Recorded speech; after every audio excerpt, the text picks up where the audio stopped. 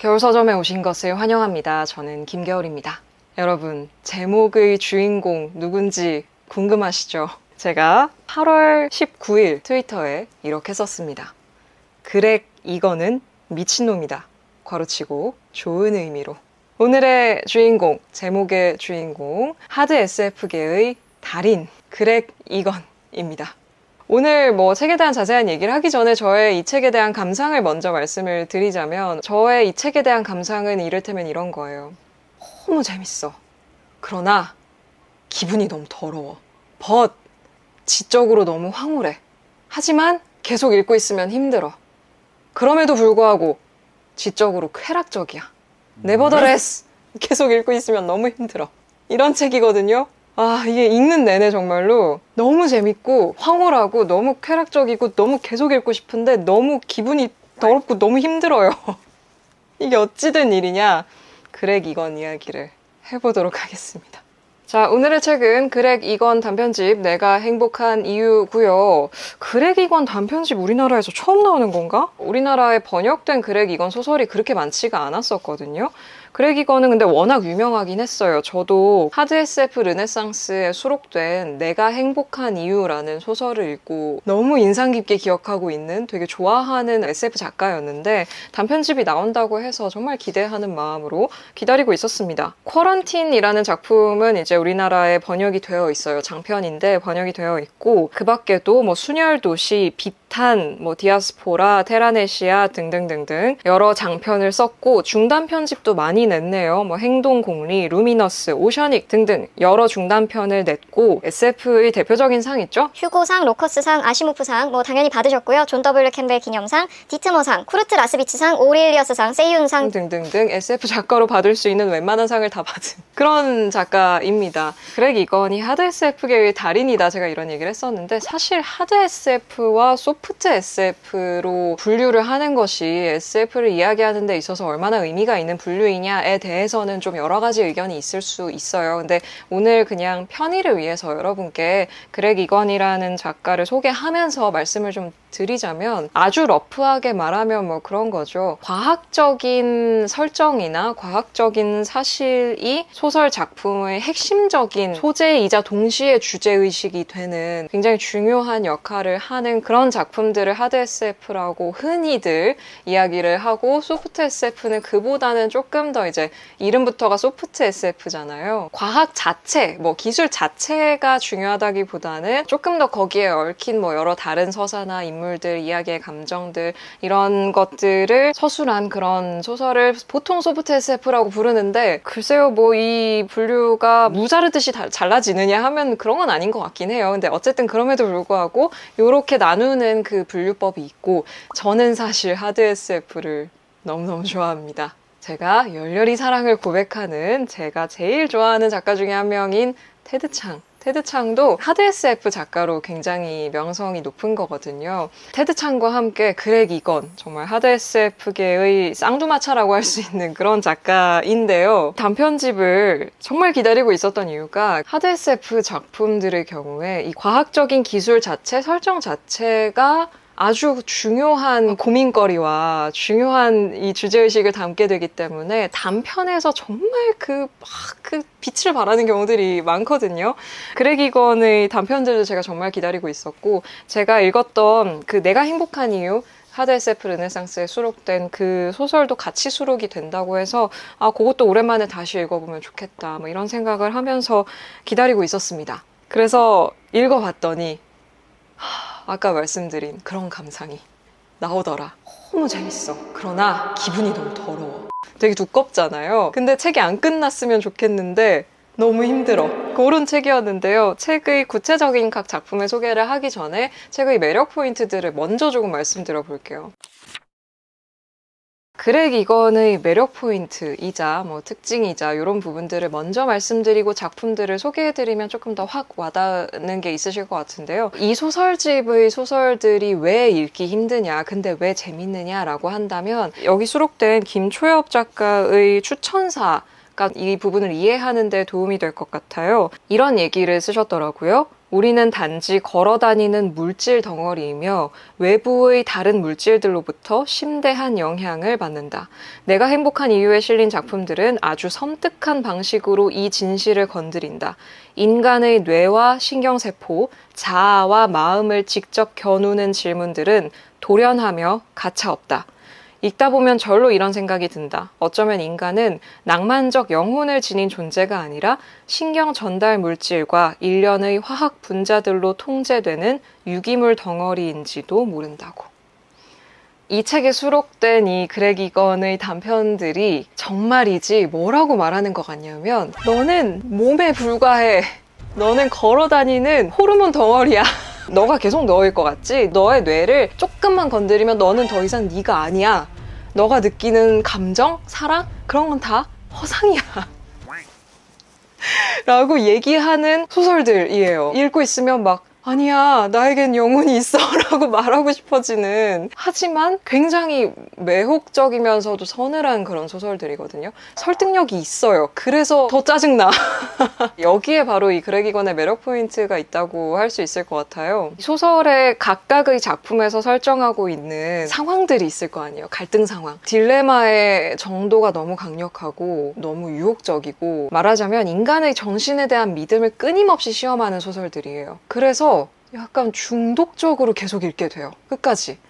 거기에 아주 큰 매력 포인트이자 특징이 있다고 할 수 있을 것 같고요. 두 번째 특징은 그런 소설의 어떤 주제의식과 잘 맞아떨어지는 식의 서술 방식을 택하고 있기도 해요. 서술 방식이 칼로 무자르듯이 착착착 떨어지는 게 있어요. 그리고 대단히 과학적인 사실들도 다루거든요. 뭐 유전자 단위에서의 이야기라든지 물리학적인 이야기라든지 이런 거를 아무래도 하드 SF다 보니까 조금 더 전문적인 용어들도 나오고 하는데 그것에 대해서 되게 가차 없어요. 독자에게 이렇게 친절하게 여러분 여기로 오세요 라고 하는 게 아니라 팍팍팍 잘리는 그런 아주 단호한 서술 방식으로 이야기가 이어지거든요. 그리고 앞서 말씀드렸던 그 주제의식 을 정말 다양한 다층적인 소재로, 이런 소재로도 해보고 이런 소재로도 해보고 마지막까지 밀어붙이는 정말 뚝심이 있는 그런 작가라고 할 수 있을 것 같아요. 그래서 그런 측면에서도 엄청난 매력이 있는 그런 작가다라는 생각이 들고, 이 사람의 취향에 따라서 테드 창보다 이 그렉 이건을 좋아하시는 분들도 분명히 계실 것 같아요.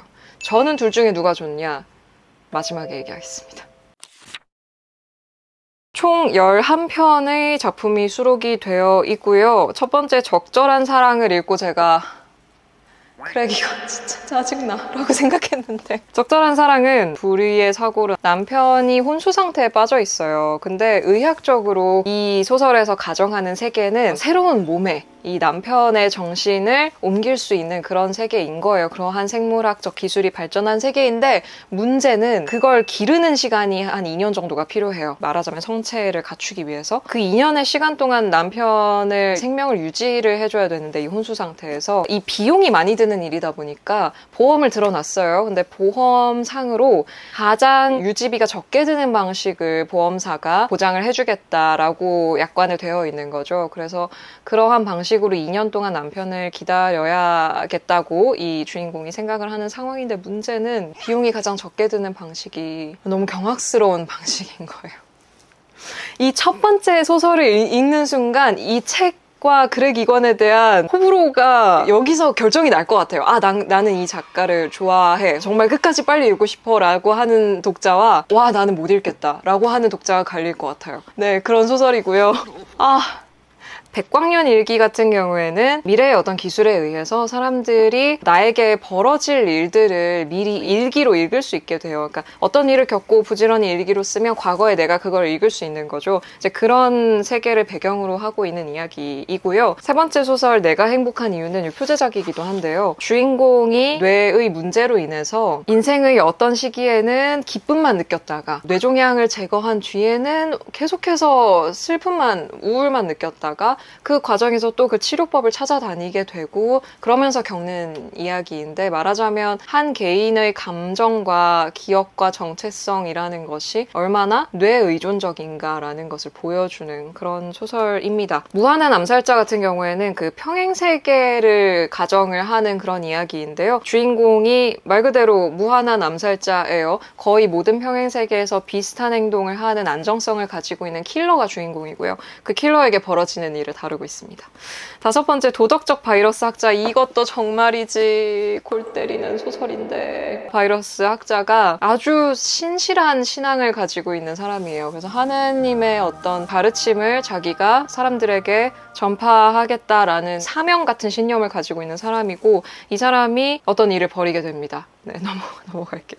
이거 얘기하면 너무 큰 스포일러라서. 그 다음 소설 행동공리는 아내를 살해당한 남자가 주인공입니다. 이 남자가 아내의 복수를 해야겠다는 생각을 오랫동안 가지고 있었던 것이죠. 그래서 이 남자가 어떤 선택을 하게 됩니다. 그 선택에 대한 이야기이고요.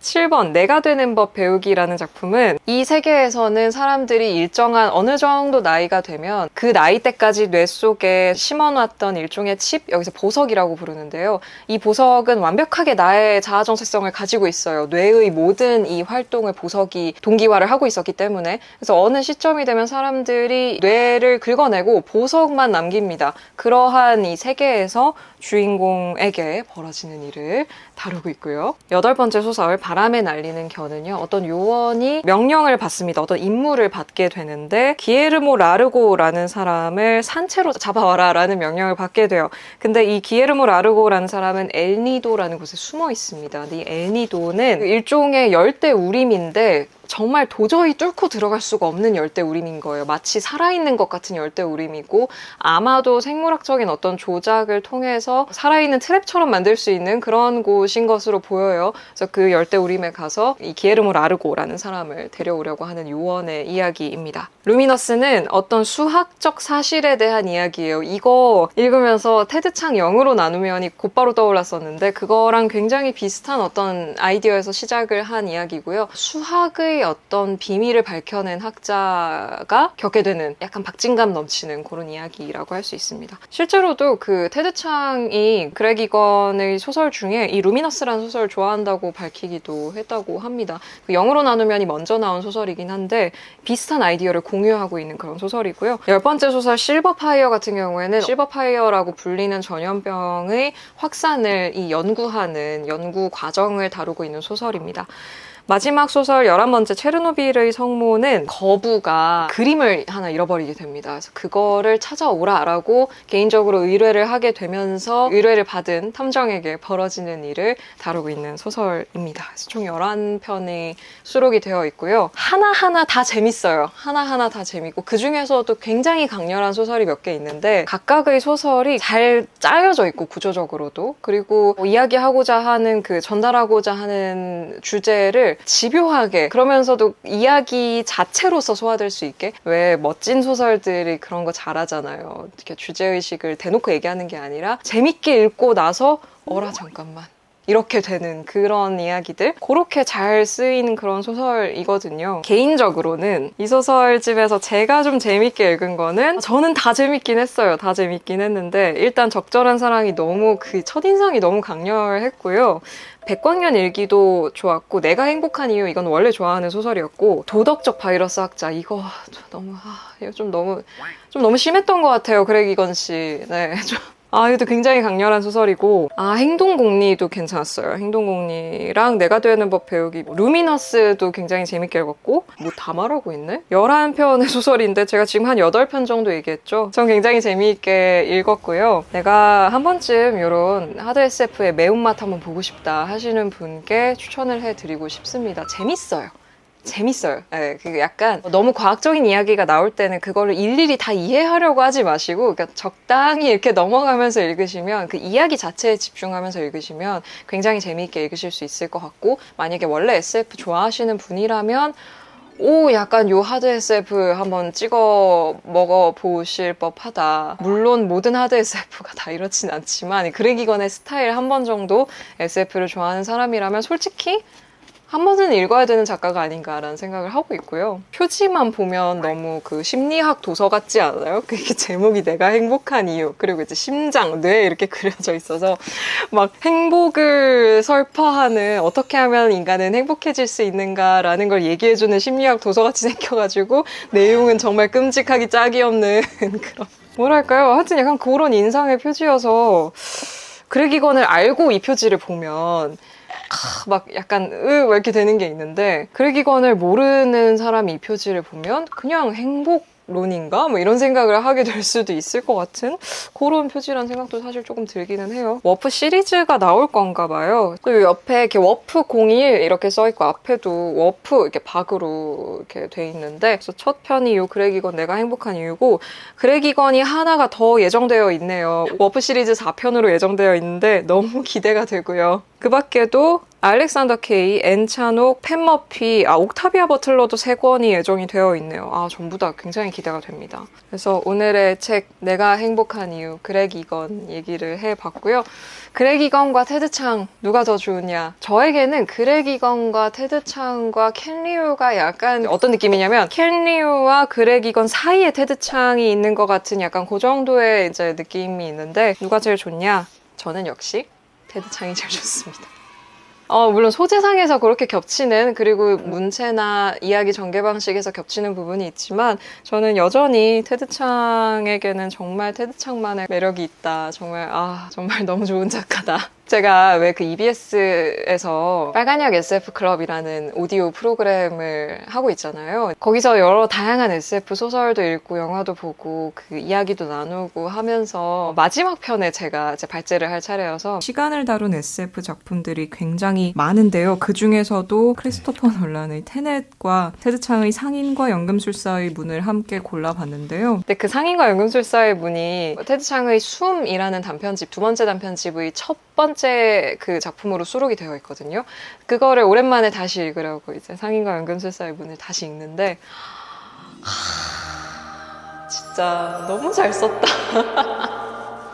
너무 잘 썼다. 심지어 그 소설은 그냥 SF에 대한 관심이 전혀 없어도 너무 재밌게 읽을 수 있는 소설이거든요. SF 소설인데 그거를 읽으면서 다시 한번 정말 좋은 작가다. 그래서 멈추지 못하고 뒤에를 또 계속 읽었지 뭐예요. 아직은 여전히 테드 창을 제일 좋아하지만, 그래도 그레g 이건 정말 너무 재밌는 독서 시간이었습니다.